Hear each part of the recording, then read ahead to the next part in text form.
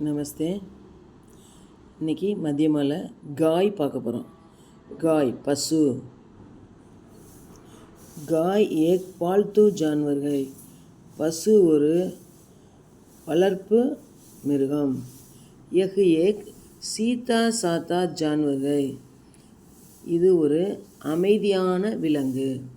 यह हमें अमृत के समान मीठा दूध देती है।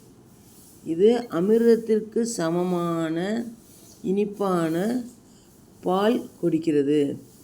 பச்சே ஜவான் பூடே, குழந்தைகள், இளைஞர்கள், முதியவர்கள், சப் காய் கா தூத் பீத்தே ஹை, அனைவரும் பசுவினுடைய பாலை குடிக்கிறார்கள்। தந்துருஸ்தி கே லியே, ஆரோக்கியத்திற்காக, வஹ் பகுத் ஜரூரி ஹை, ஆரோக்கியத்திற்காக அது மிகவும் அவசியம்। गाय के दूध में ताकत होती है, பசுவினுடைய பாலில் வலிமை இருக்கிறது। बच्चों के लिए माँ के दूध के बाद गाय का दूध जरूरी है।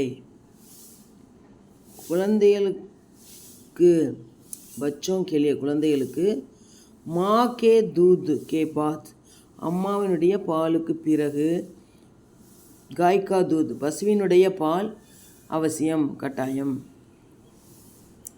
गाय के दूध से हम दही बनाते हैं, दही से मट्टा बनाते हैं। गाय के दूध से பசுவினுடைய பாலிலிருந்து हम நாம் दही बनाते हैं, தயிர் தயாரிக்கிறோம்। दही से தயிரிலிருந்து मट्टा बनाते हैं, மோர் தயாரிக்கிறோம்।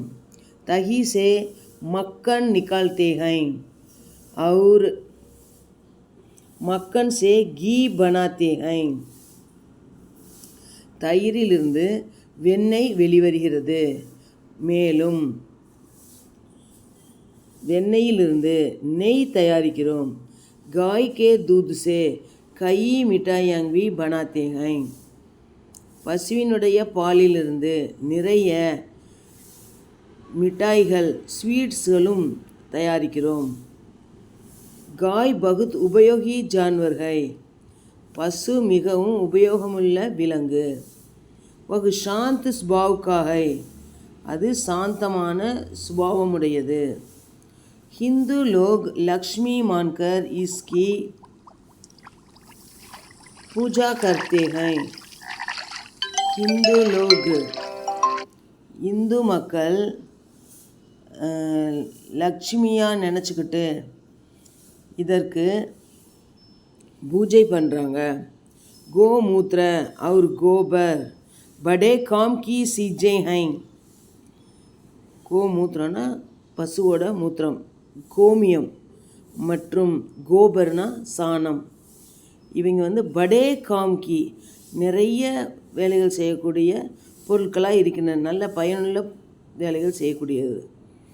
गाय के गोबर से अच्छी गात बनती है, பசுவினுடைய சாணத்திலிருந்து நல்ல உரம் தயாரிக்கிறோம்।